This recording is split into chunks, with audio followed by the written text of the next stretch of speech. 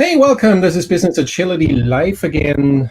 This time, I think from Vienna and London. Or where is it, Simon? Let me know. I live in a marsh, Oh God. hidden away on the Kent of coast, the coast of Kent, I Okay, we should had say, to look at our Google the Maps. coast of Kent. All right, Not too enjoy. far away from Dover, places like Cool. that.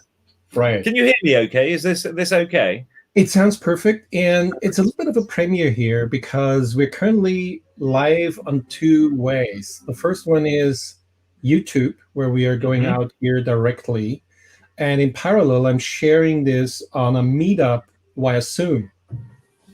Sounds a little bit weird. So people can join either via YouTube. They can, ask questions here Sounds good. directly via YouTube. They can otherwise, listen on YouTube or Zoom or both.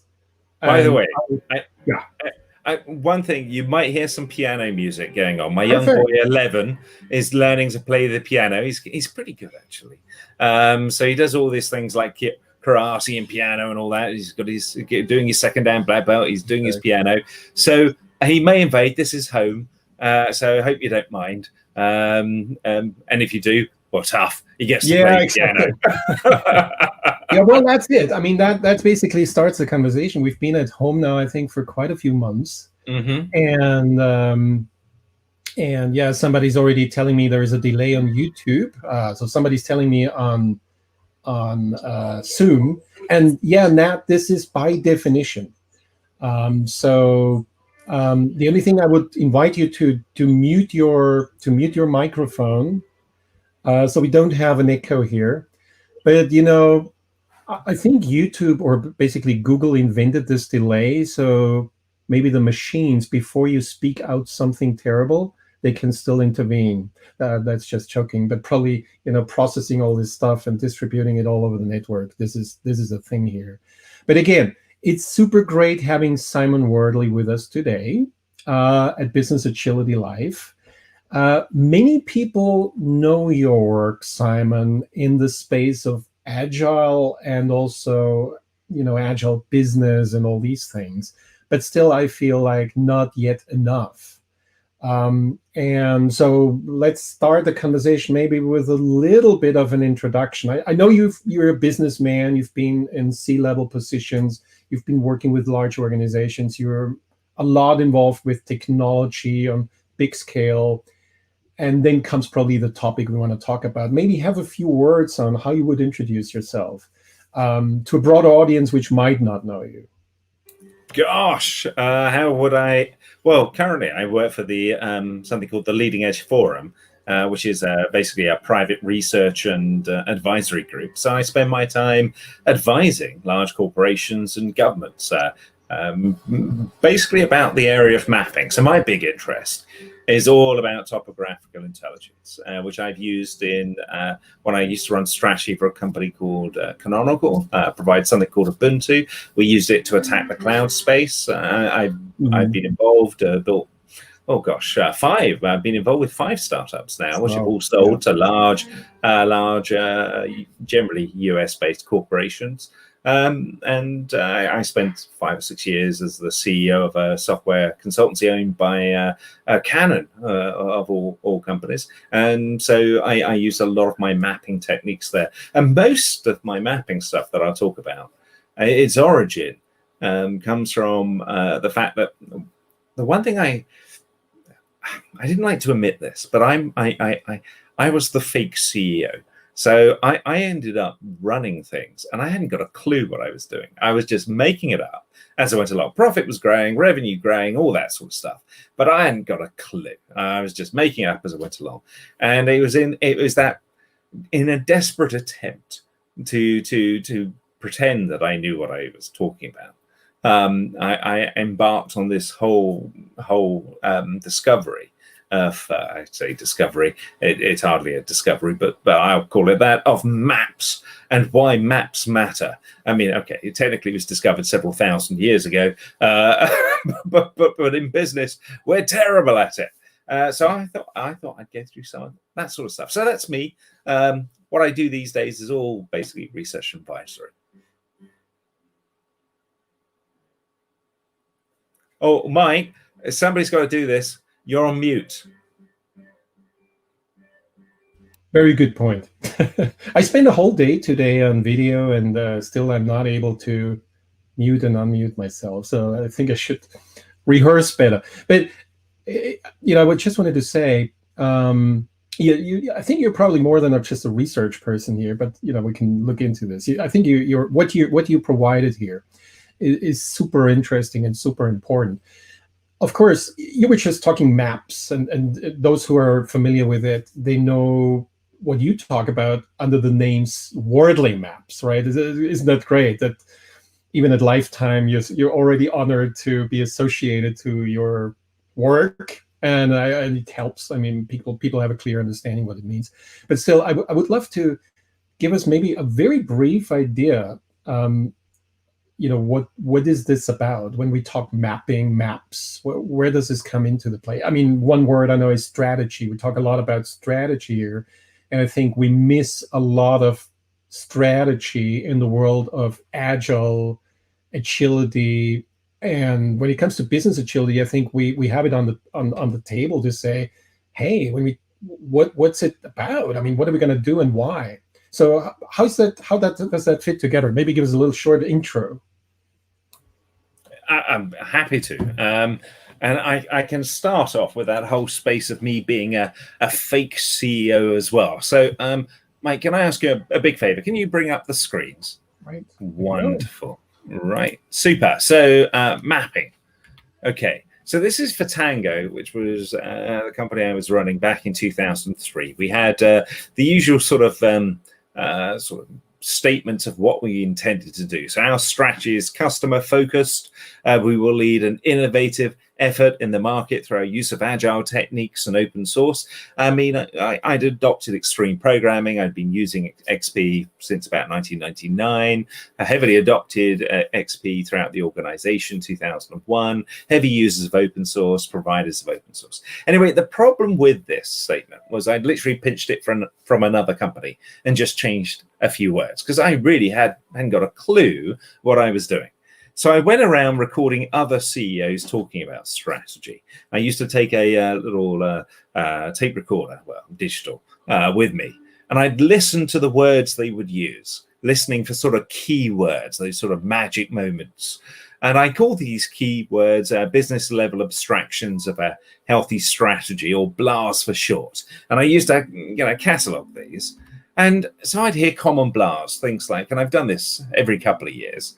So more recently, it was things like digital business, big data, disruptive, innovative, collaborative, competitive advantage, ecosystem, open source, blah, blah, blah. It's just the common words being repeated. So what I then did was I grabbed a whole bunch of strategy documents and vision statements from different companies and created what I called the BLA template. So our strategy is blah. We will lead a blah effort of the market through our use of blah and blah to build a blah. And then I simply smashed the blahs and the blah templates together and auto-generated 64 random strategies. I've done this several times. And then I would circulate them out and see what happened. Last time, about 400 responses came back. And so this is the sort of thing I'd send out. Our strategy is customer focused, where it's just random gibberish.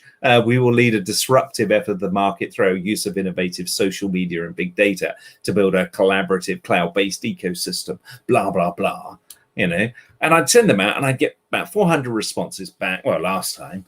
And the responses were three basic types. And the first was, this is the exact wording from our business plan. And the second was, I've seen two of these used already. And the third, my favorite, was, are you for hire? Now, a friend of mine's put this all online. So if you ever need a strategy, you just type in the URL at the bottom. It'll make you a strategy with nothing whatsoever. So our strategy is collaborative. We will lead an open effort of the market through our use of big data and social media to build a digital business. It's just random gibberish. If you don't like it, it's really simple. Just press refresh and it will all, you can pretend there's blockchain or AI or whatever you want behind it. It's not, it's just smashing words into a template. So I sort of, many years ago, I sort of came to a realization that I was faking it, but I might not be the only CEO who was making it up as well. And so I was sort of started reading every book I could find on the subject of strategy, and pretty much getting nowhere. And I was in a bookshop and a bookseller said, "Have you read Sun Tzu's The Art of War?" And I was like, "Oh, I think so." And they said, "Well, here you are." And she sold me a book, Sun Tzu, The Art of War. She was actually really crafty. She sold me 2 different copies, 2 different authors, because they're all translations. And I'm so thankful for that, because it was in the reading the second one that I noticed a particular pattern. So when Sun Tzu talks about competition, he talks about the 5 factors that matter in competition. And roughly, you can describe them as purpose, your moral imperative, the landscape that you're operating in, the climactic patterns, so how the landscape is changing, doctrine, so the ways we organize ourselves, our operating principles, and then leadership, which includes gameplay. Now, there was a wonderful strategist known as John Boyd, who came up with something called the OODA loop. And just to explain what you've got with the OODA loop, if you combine the 2 together, you've got the game. So that's our purpose, our moral imperative, where we're trying to go. You need to observe. That's the first O of OODA. Observe the environment. That's what landscape and climactic patterns are around. Then you need to orientate yourself with doctrine or principles, decide where to attack, and then you act. And at the heart of this are 2 whys. The why of purpose, my moral imperative, and the why of movement. Do I move here or over here? And this is a cycle. It's a bit like playing chess. You may want to win the game. That's your why of purpose. Your why of movement is, do I move this piece or that piece? And as you play the game, you get better at it, assuming you can perceive the landscape, the environment. That's critical. All right. So understanding the landscape is really, really important. And so I looked around in my organization and I thought, well, what maps do we have? And we had loads of maps. We had business process maps and mind maps. We had systems maps. Now, if I take a systems map like this and I take a piece like CRM and I move it, does the map change? And the answer is no.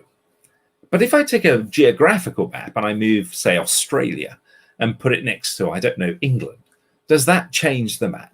And the answer is yes. So why doesn't it change the map here? It doesn't change it because it's not a map. It's a graph. And pretty much everything we've got in business, which is called a map, happens to be a graph. Now, to understand the difference is really important. So the 3 graphs are the same at the top. Nottingham, London, Dover, Nottingham, London, Dover, Nottingham, London, Dover. They are identical, those 3 graphs at the top. The 3 at the bottom are very different because they're maps. And they're maps because space has meaning. That's what the compass actually gives us, meaning to the space. So what you've got, in order to create a map, you've got to have space having meaning, which means you need an anchor, so magnetic north. You need the position of pieces relative to the anchor and other pieces. So this is north, south, east, or west of that. And lastly, you need to have consistency of movement. So if I'm heading south, I'm heading south. If I'm heading north, I'm heading north, whatever it happens to be. If you've got those 3 components, you can describe a space. So that's where I started. And being a Brit, I started with a cup of tea. So I thought, right, I need an anchor. And I was thinking about a tea shop. So I thought, right, there's 2 parts. There's the public who consume tea, and there's the business who wants to sell tea. So they both have needs for a cup of tea. So I've got 2 anchors connected by a common need. Now, a cup of tea itself has other needs. It needs tea cup, hot water, it needs a kettle, it needs power. So what I can do is describe a chain of needs. This needs this, needs this, needs this. So that gives me position and anchor. Now, the other thing is all these components are evolving. They're moving from left to right, driven by demand and supply competition. Right. So what I can now do is draw it as a map. And the movement aspect is that axis at the bottom. Genesis, custom, product, commodity. That's the way capital evolves. So I put that at the bottom. And what I've got is now anchor, position, and movement. And that is a map. Now, with this map, I can look at it and somebody can go, oh, you're missing staff. And somebody else could say, oh, staff need to be robots. So I can add additional needs or components that I haven't thought about. We can have a discussion about it. We can add metrics to it and value to it, because these are actually stocks of capital and the lines of flows of capital. And we can challenge the map. So people can say, why are you using custom built kettles? Surely using standard kettles would be better. Right. And others can go, it's brand exclusivity. Now, this is a really big thing, because most organizations run by stories. And the problem with stories is the story has a storyteller. And we spend enormous amounts of money persuading people that actually what you want to do is be a better storyteller. Your story, your idea didn't succeed because you sold it in the wrong way. So stories become highly political because they're personalized to the storyteller, which means when I challenge a story, immediate fight. But if I get people to put a story in a map, I can challenge the map without challenging the person, because I'm not saying they're wrong, which is what you do when you say somebody's story is wrong. You're saying they're wrong. I'm saying the map is wrong. So it's a great way of being able to challenge a space. So I'll give you an example, very quick one. I like practical examples. So this is an insurance company. They're a process flow. They needed compute, order server goes into goods in. They modify, mount, and rack it. This was their process flow. They had a bottleneck to do with modifications of servers. They wanted to spend many tens of millions on robotics to solve the problem. They'd spent 6 months working on this lovely business case, return on investment sub 1 year. Now, if you challenge the story, immediate fight, no point. So I simply asked them to map it. Took 15 minutes. User needs compute. They put compute in product. I might disagree, say it's more of a commodity, but it's okay. Order server goods in, all commodity. And then they went rack, mount, modify. And simply looking at that map, I was able to go, why have you got rack and custom built? And the answer was, they custom built racks. They had a company build their racks for them. So I said, well, what are the modifications you're making to servers? Well, they don't fit our racks. The standard servers they bought didn't fit their racks, so they had to take the cases off, drill new holes, add new plates, and that's why they needed robots. And of course, with this map, they immediately went, well, hang on, why aren't we using standard racks? Now, these people aren't daft. They hadn't spent 6 months looking at robots because they were daft. They'd spent 6 months doing it because they were trapped by context. They were trapped by the stories they live within. A simple 15-minute exercise, and suddenly tens of millions don't need to be spent. And this is the most common thing I see. And I mean, billions of waste. People keep on focusing on process flow when they first should be thinking about evolutionary flow. Now, give you a few more examples, and then we'll get back. So emergency services mobile communication platform. This is critical infrastructure. It's for our police, how we communicate. The first time I met the people, and I said, right, what's your user needs? Everybody points to a big specification document. No one knows. They're pretty simple. They just maps it out. Took them a morning. User, what do they need? Point-to-point communication, job dispatch, telephony. That requires a whole bunch of other components as well.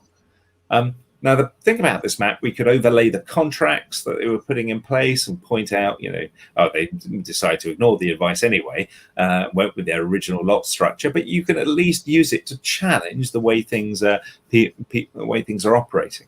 But more importantly, you can share the maps.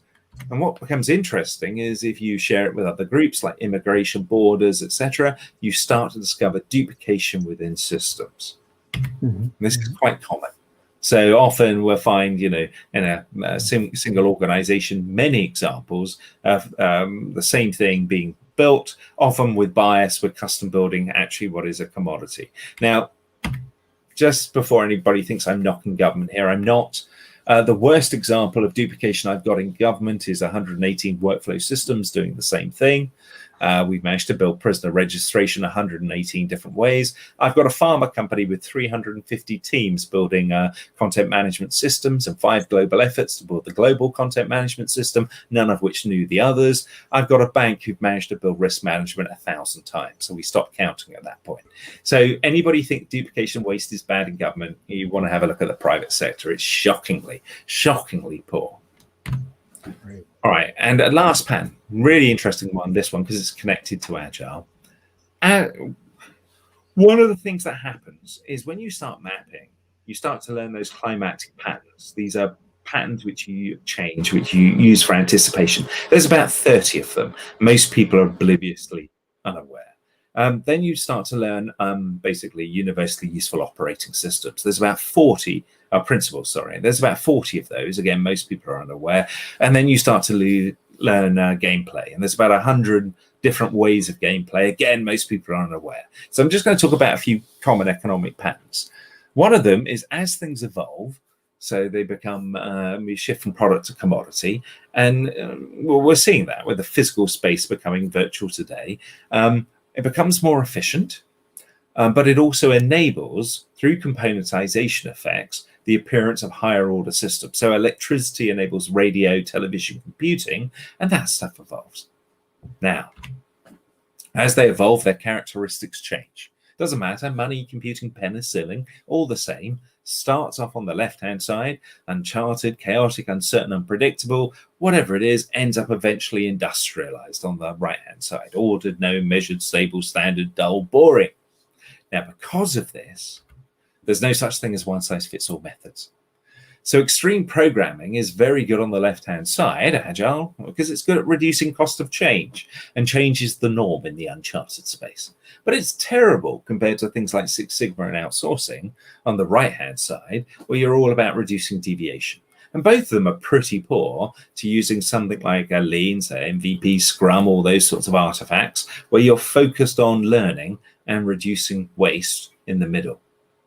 Now, to give a practical example of this, other than the fact that every time I mention this, people generally go burn him heretic. If I'm at an Agile conference and I go, Agile doesn't work everywhere, they don't like it. Same at the Six Sigma. But anyway, it doesn't matter. And it's the same with purchasing, by the way. Same with any practice. So time material based approaches are good on the left, outcome based, then COTS and fix, and then unit utility. No such thing as one size fits all magic. Project management, purchasing, frameworks, finance, it's just pie in the sky. Anyway, give you an example, HS2, high-speed rail, massive, huge engineering project. This is James Finley.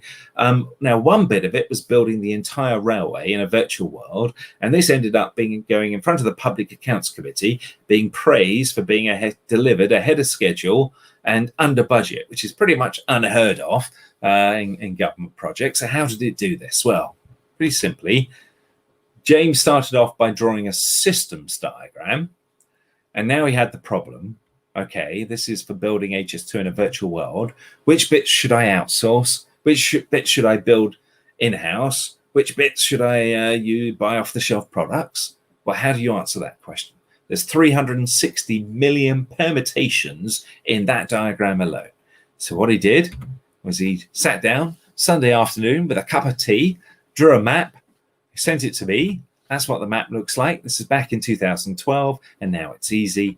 You outsource the stuff on the right, off-the-shelf products in the middle, agile in-house development left. And of course, as things evolve, then the methods you use change. Now, vendors normally hate this because vendors will want you to not map, and they will want you to outsource the whole lot.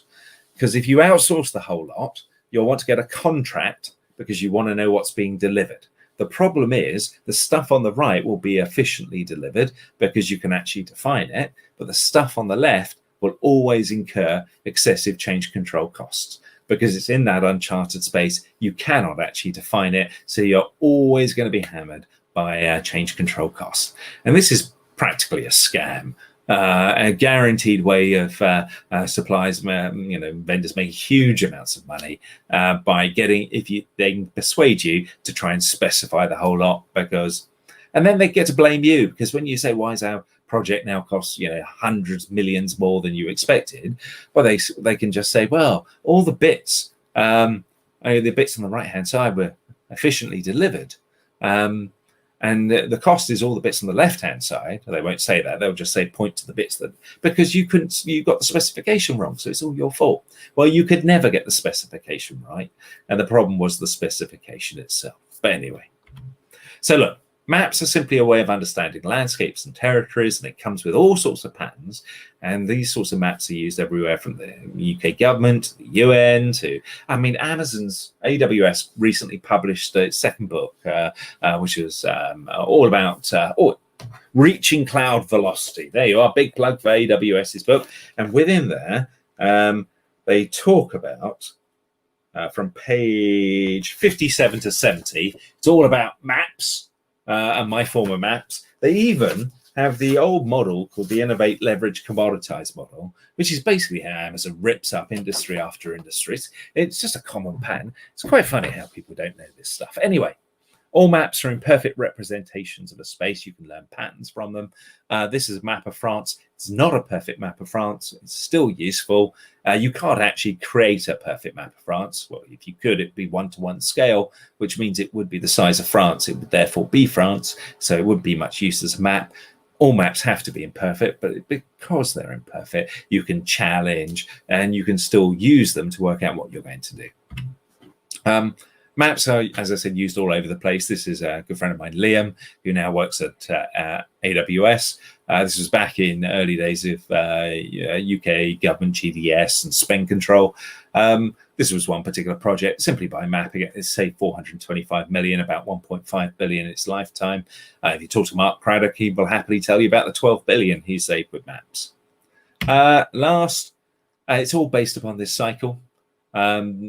In order to learn those climatic patterns, doctrine, and leadership bit, you first of all got to observe the environment. That's why map matters. And it's not just about money and creating new business. My favorite examples are from the RNLI, which is our lifeboats, how mapping has helped actually reduce call out time from several minutes to like 18 seconds, which means if you fall in the Thames, these days a boat might turn up and you might actually get saved, and I like saving lives, but the UN stuff on reducing global poverty is just as fascinating.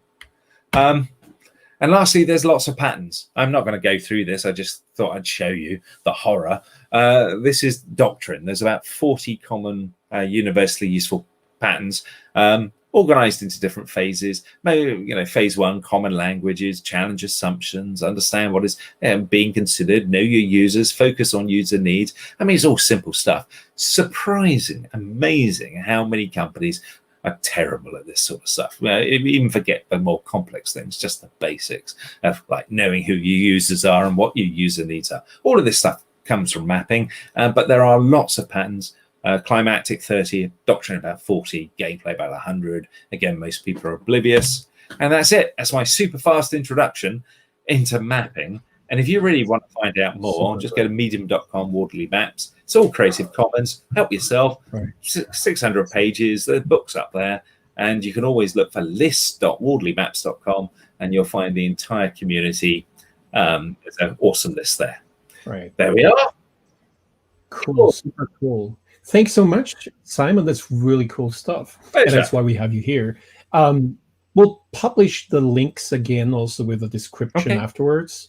And it's quite amazing that you yet didn't come to the point where you published a real book, right? I mean, it's super great that the book is free. I mean, what you published is free material, and it's still great stuff. But everybody who was looking after profit or maybe becoming more popular would package this and put it on Amazon, right? Or well, actually, I mean, it's all Creative Commons. So other people said, "Can I take your content, turn it into a book?" Yeah, and I'm like, "You go for it. Help yourself." Right. And there are a couple of other sources out there I know who build upon your work and put a lot of, I think there are wikis and websites out there. We'll try to compile them and make them available. So it's super interesting, super story. And now getting a little bit back to the original, let's say, to the driver. And here's a nice comment from somebody here watching. Lancelot, 1989, asking what percentage of CEOs are really able to guide their company by a strategy which is operationalized effectively. And this brings me a little bit back to where the conversation started, because, I mean, what you just presented would be obviously key and core to every boardroom, in my opinion. And I can assume you will be of the same opinion.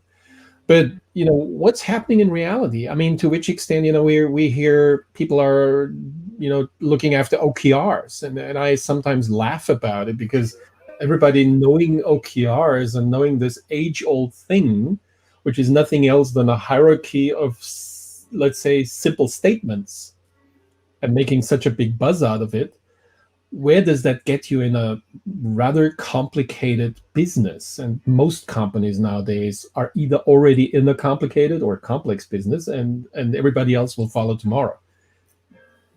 So Okay. how is that working in reality? I mean, Okay. and we're trying to get out of the fake thing, right? Can you share the screens again? Thank you.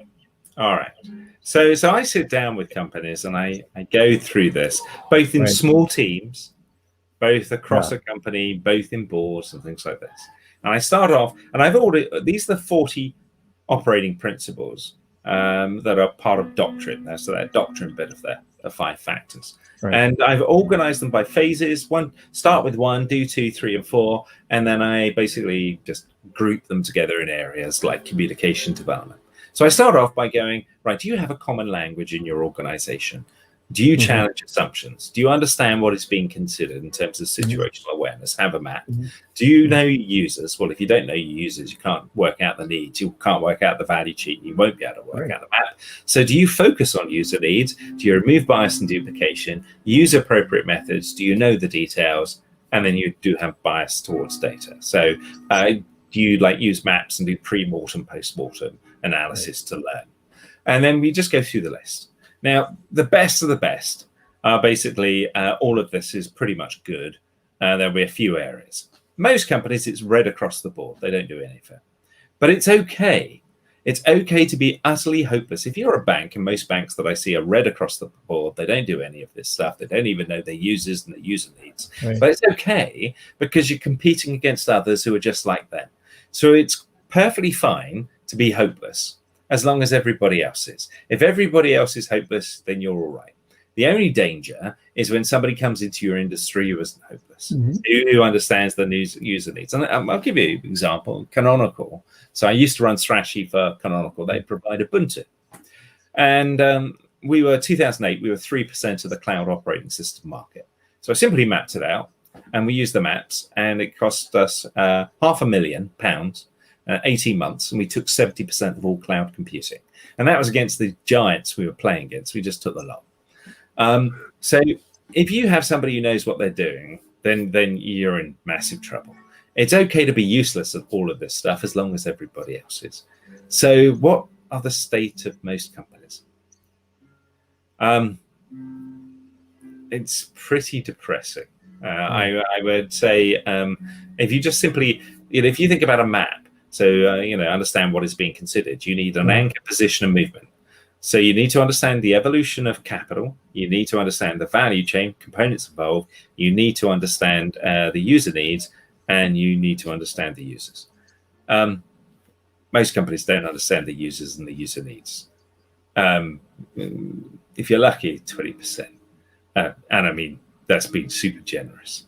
If you then get into the understanding the components, I mean, COVID has showed that most people don't understand their supply chains other than one up, one down. There's really, even across governments, there's very, very little understanding. I mean, COVID is interesting from the point of view of a forcing function of change as well. And I'll come to that in a minute. So how many companies actually understand the components, the value chains, what's involved? It's got to be less than 1%. Now, when I say about COVID being interesting as a forcing function for change, if you think about space, how we've gone from physical to virtual, so we've just gone, it's become more utility. COVID has acted as a forcing function. It hasn't created novel and new. What it's done is it's forced us to adopt pre-existing changes, and that has resulted in new practices starting to appear in the same way that cloud created DevOps. Now, what percentage of companies understand those most basic patterns? It's got to be, I don't know, 1 in 1,000. It's got to be very, very small numbers indeed. So most are not operating. And so what are you doing strategy on? Well, I'll go back to my blah, blah, blahs. I mean, most of the time it's stories and storytellers and very, very little situational awareness. And does it succeed or not? Well, again, it's down to luck. Yeah. Now, that's interesting that you mentioned COVID and the, better understanding. It's not a change in the actual landscape probably, but it's obviously a better understanding of how things fit together, like where you get the spare parts from, or what about masks? Hey, we used to get masks from China. Shouldn't we consider a couple of things here? And now looking after the testing equipment people want to have for these PCR tests, we also see here, hey, there's a whole value chain to be considered. But if you mentioned banking before, and I love these two industries, banking and automotive a lot, because they are pretty familiar with, at least from the front end, for most people. And I feel that there is already a sort of recognition now becoming, in terms of awareness is growing, that the current model is changing, and what people are doing today and what they're owning today and all the assets are wearing out over time. Like if we need different vehicles, if it's e-mobility, if it's maybe even not building cars anymore, then it's building infrastructure, and tons of consequences looking at after automotive. Isn't that something where, and that's the question actually, where to start to use this type of thinking? And first, I love to start with thinking before acting. The map is an important thing, but I first of all love to see people think and say, right, there's a couple of dots to be connected. And what do you see here happening? I mean, do you see customers or industries being faster and getting onto this, or? It's still pretty rare. Right. In terms of when with COVID, because what we're fundamentally talking about is physical isolation, Right. and that's an accelerant for change. So if I go back to New York City in the turn of the 20th century, so 1900 odd, early 1900s, the city had a problem in that if you walk down the streets, there was mountains of manure on each side of the street because it was horses everywhere. That actually acted as a forcing function for change in the adoption of the motor vehicle, and that fundamentally changed the society. If we just go through history, I mean, we have. I know people run around going Industry 4.0 or whatever. I mean, we've had at least 8 major waves. So obviously, God knows how that counting scheme works. Pretty awful, but something simple like recently cloud, the shift from product to utility of computing created a whole bunch of practices which we've adopted eventually over time called DevOps, and it's based upon the change of characteristics. Same thing as we go from space being a product, a room or whatever, to a virtual space like this, that will create a new set of practices. So if we think about a business whose business is events, those events, they need social, we can draw a map of this pretty quickly. Those events need a physical space and social interaction between people. Well, that physical space has gone virtual, and that's creating new practices, which enables new ways of doing social interaction. And as those appear, it cements us in that virtual world. So this was pretty clear early on. But even today, I hear people go around, oh, well, once the pandemic's over, we're going to go back to physical events and the way it was beforehand. No, you're not. I mean, that's extremely unlikely. I mean, because society would have reformed and changed by the time we actually get there. So the problem we have is that because people don't look at the landscape and look at these common patterns and learn these lessons. Instead, what we rely on is narrative and stories. And the problem with stories is, again, storytellers making it political, but also persuading others of the rightness of their story. And there's nothing really to challenge because it's just a belief. And in fact, one of the most interesting aspects of this change going on at the moment with COVID is related to this storytelling. Because a lot of corporations are discovering that all the meetings are running over Zoom and things like this. And the problem is if you're a storyteller whose power comes from your corner office, top floor, and your ability to persuade others, a lot of them are finding their power actually undermined, somewhat reduced by this sort of environment. And you're getting a whole generation of other people who've learned how to interact and work online taking control. And so I'm seeing this really interesting reaction in organizations where there's a whole bunch of people desperate to get everybody back into the office, principally to re-establish their pre-existing power structures, which are being diminished by this virtual world. So all of this stuff is going on. And the beauty about maps is we can draw it out and we map it out and we can have that conversation and we can challenge it by challenging the map, not the person. And so that's one of the things I like most about them. Yeah, well, that's pretty amazing. So again, while I see the super value in this, I'm still struggling in my head how to get it on board, where we are talking easily about this exploration, exploitation words, and then just think magically portfolios fall out of the boardroom, but they don't. And then you mentioned the political things like, I'm in love with two of our vendors, and I have an agreement with somebody here and there, and it's not always logical decisions, obviously. But at the same time, if we really think about to move further, I mean, as organizations now within this change, not having any idea about strategy and why we come to certain definitions or, let's say, perspectives, or like what you say, like a map, which gives us, first of all, an understanding how we are thinking about things. How could we survive? And I think this window of survival, it becomes smaller for most industries. So I understand what you're saying, but how can we survive? Well, it's because if everybody doesn't understand the landscape, because if everybody's hopeless at this stuff, then you're fine. As long as you exist in an industry where nobody understands the space, then it's all random chance. It's only when somebody like Amazon comes into your space that bang, it's over.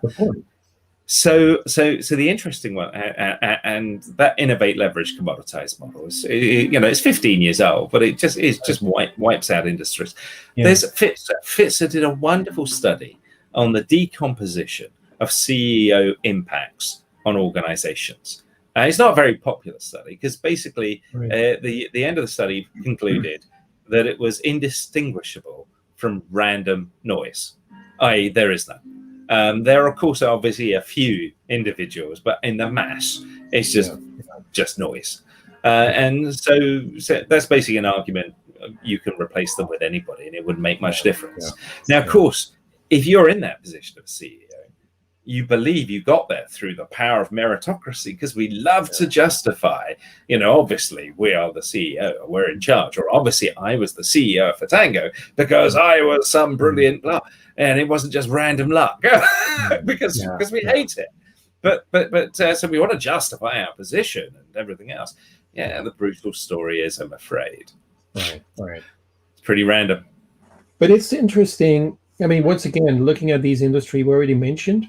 So there is a question, actually. Paul is asking if you can share this study. So maybe we have the link somewhere and can add it also afterwards, or you have it now. If you just look online, it's decomposition of CEO impacts, and it's Marcus Fitzer, if I remember the name rightly. I'll remember the year in a minute, but Marcus Fitzer. It's done some time ago. Okay. As you said, as long as industries are behaving altogether like sheep, it's no problem. But now we see Amazon coming into the business of wholesale. Now we see others like Amazon, or maybe even Amazon, coming into the space of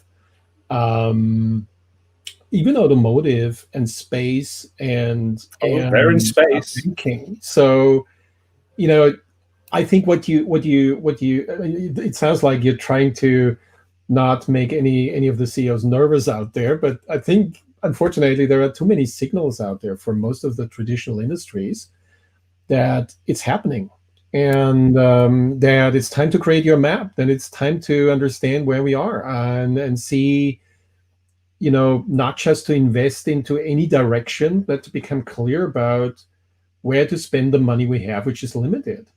Okay. You're saying I'm trying to make not make the CEOs nervous. Oh, trust me. I mean, there's entire industries out there who are in the firing side, and it's over. Once Amazon goes in, they're unprepared. They don't have the capability. They don't have the skills. They don't understand that landscape. Exactly. The problems are generally not problems of talent in terms of engineering talent. No, sure. Like that.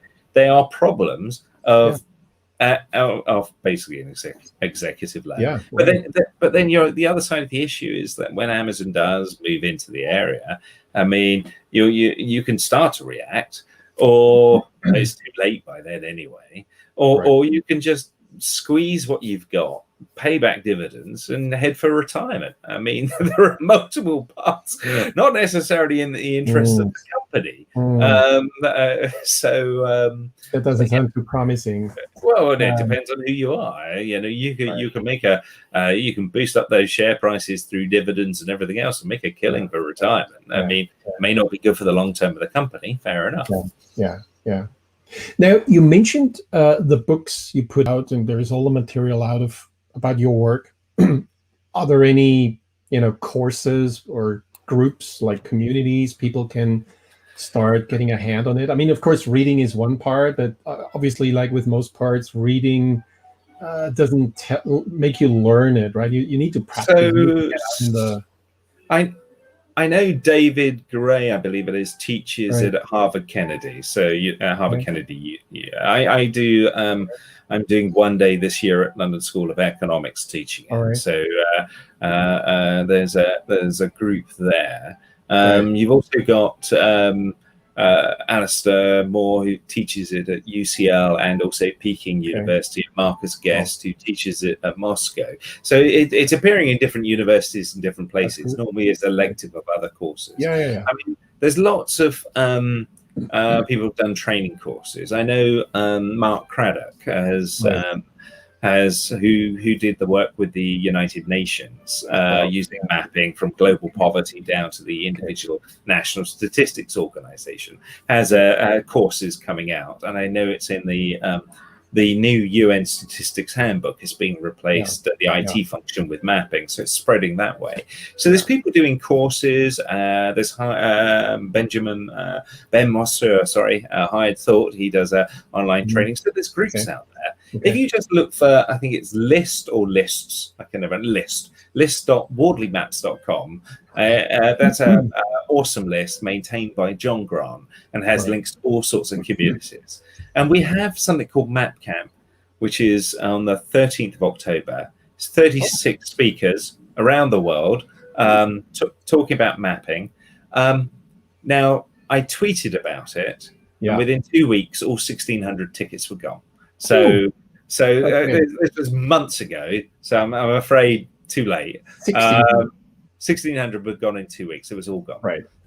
It's doubling in size each year. But we do these map camps, and other groups do them as well. That sounds like hope, right? I mean, again, I think what you said, are you going to university, is this should be part of every business person's education, maybe even technologists' education. And then comes obviously the practitioners. And here's an interesting question. I mean, it's coming from different sides. Like, what are your favorite questions? Annie is asking. You ask management, leadership, to get them thinking, also known as make them realize they don't have a clue. How do you go into management? I mean, they probably don't call you in and say, please tell us we're idiots, right? I mean, you already told us they try to keep their ass free, but can you have useful conversations at this level? So the first thing to realize is people aren't idiots. Okay, just because you're fighting blind doesn't mean you're an idiot. It just means that you can't see the landscape. You don't understand the landscape. So it is pretty much boils down to blind luck and taking action, and that's it. It doesn't make you an idiot though, and that's the first thing to remember. Okay. So the second thing is where I normally start. If you pop back up on the slides. Let me see. Text a moment. Click. Yeah. I normally start with this. Here we go. Hey, I normally start with this table. So rather than starting with teaching them how to map and everything else, because in order to get good at this stuff in this table, you're going to have to learn to map. I just start with going, well, look, do we have a common language that we use in the business? Do we communicate in the same way? Are we good at challenging assumptions? Do we understand the landscape, what is being considered? Do we understand our users? Do we focus on user needs? Do we remove bias and duplication? How do we identify it? Do we use appropriate methods like Agile where appropriate, Six Sigma where appropriate? Do we understand the details, the value chain, the supply chain? Do we have a bias towards data? And I just start there. And that alone will get a conversation going, because you normally have somebody go, oh, yeah, we're really good at that. And then somebody go, hang on, no, we're not. And then so before you know it, bang, the discussion starts. Right. And particularly about how do we understand what is being considered. And at that point, I'll introduce the concept of a map. Now, the key thing with maps, they're all imperfect because they're maps. Actually, they're all wrong because they're models, and all models are wrong. So these are very primitive maps, and somebody will make a better version of how to map later on. Well, I hope so, if in order for the industry to progress. But the key thing is, despite being wrong and imperfect, they turn out to be useful. And they're useful in allowing us to challenge assumptions, to discuss points, to describe what we're doing, and to learn patterns. So I normally start with this table, and I use this table to lead into the conversation about how do we understand what is being considered, at which point I then normally introduce a map. And then after that, I introduce that strategy cycle just to explain how it all fits in. Right. Make sense?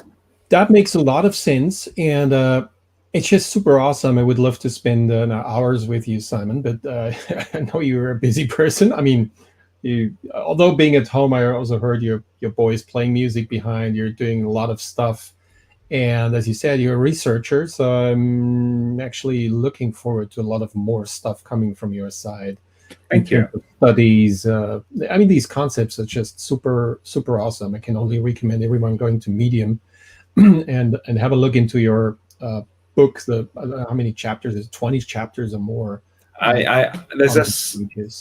There's another smaller version book, which is so there's the 20 chapters there, and then I've got another medium one which has about 6 or 7 chapters of the culture mapping, because I also use because I map not only physical things but activities, practices, data, knowledge, even ethical values. So you can map culture, you can map political systems and legal systems. I need to bring those in. So really, it should be 30 chapters, and then there's a whole bunch of other. I will eventually get round. I just splurge. I'm terrible. It's all over. Yeah, I mean, it's one concept, but many different perspectives, or I'll call it angles, right, to look into it. And you mentioned just one, culture. I think is super interesting and important, because depending upon the culture where you're coming from, you probably have different viewpoints into the landscape and different understandings, and develop. So culture is really fascinating, because anthropologists have spent 100 years trying to define what culture is, and basically they've agreed to disagree. As Kruber said, in 100 years we can't work. And the problem actually is it comes from something Margaret Mead said.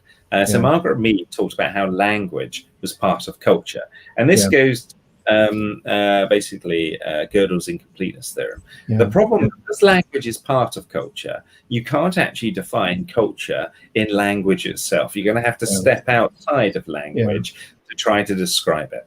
And so that's what I do. I created a map of what culture is itself.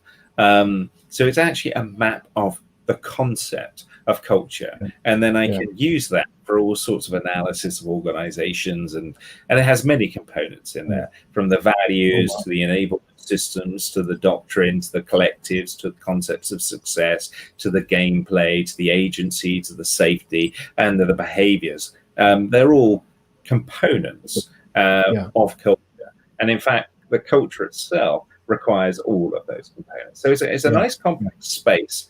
But the problem with culture is, the reason, if you talk to culture with most people, they suddenly, if you want to be evil, you just say, define what you mean by culture, and it all gets very hand wavy and very quickly, because anthropologists haven't been able to define it in words in over 100 years, and it's because of that issue of language being part of it. Anyway. Well, it's super important on the other hand side, and I think there's many other concepts now. What you mentioned, like I'm recently spending a lot of time with stage development. How these, again, it's all theories. It's all just the idea of making a very complex concept more understandable. Why, for example, different people have different perspectives into one and the same concept, because maybe they developed further, or maybe because Yep. the culture they live in enabled them to do so, or maybe they influenced the culture. So it's, uh, as I said, I mean, with your work, it gives us at least the baseline and a possibility to start talking to each other, and maybe understand even a little bit each other better, and then make maybe even better decisions.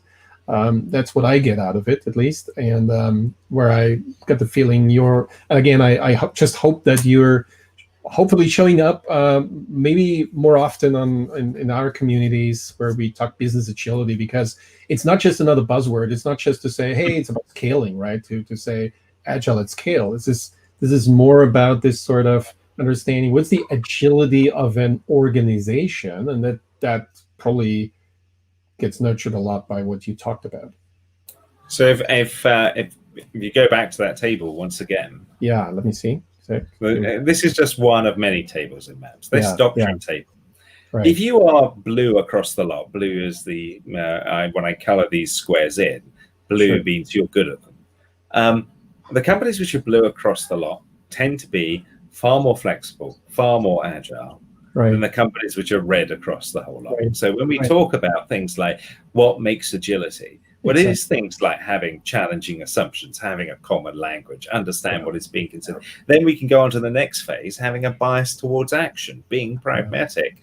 I mean, all of this stuff comes from maps. So if you want to be an agile company, be good at all of that stuff there. You will be an agile company. Most companies aren't.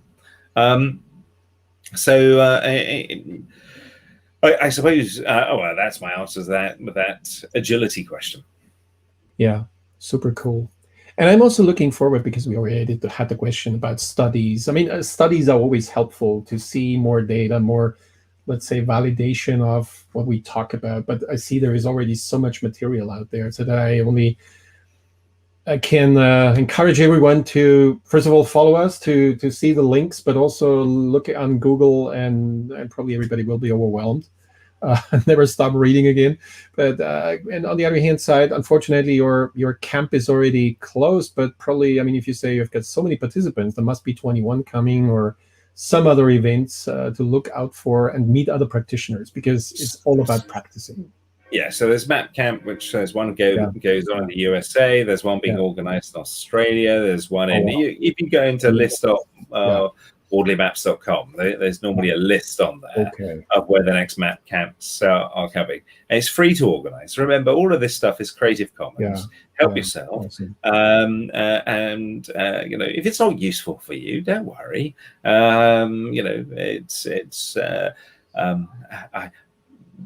If you find it interesting, pinch which concepts you feel like. I mean, you talked about a book earlier on. Some people have asked me, can we take your content and turn it into a book? And I said, yeah, go for it. You're perfectly welcome to. So help yourself. The only thing it's going to cost you is your time. Really, if you start mapping, and particularly, don't worry about making a map perfect, because it can't be. Make sure you share it with others, because it's that process of sharing with others which enables the challenge and enables that communication. That's the most essential thing to do. Yeah. Super, Simon. It was a real pleasure having had you here with us, and looking forward to what else is coming, and certainly keep an eye on your next events. I wish you all the best. Stay healthy. That's the one thing I always try to emphasize these days. It's important to look after ourselves. And looking forward that hopefully next year we can probably map this somehow out. We meet again in person. Might be another map we can draw here, what the probabilities are with getting medicine and vaccines, and what else we need to stay safe in this direction. Well, I have friends in the healthcare NHS who use maps for various things. By the way, if you look at the book, you'll find there's a map of mapping on the book. So I actually mapping itself, and so I use maps to run MapCamp. Yeah. And the entire future of mapping. I use maps to help me do that as well. So it applies to itself. But I would just like to reiterate that comment of, keep safe, keep your distance, wear a mask, and the usual clean your hands and all those sorts of things as well. I mean, it's a dreadful disease, truly dreadful. And so please stay safe, keep yourself safe. Okay. Thanks a lot. Take care, Simon. See you. Good to talk. Good to talk. Take care.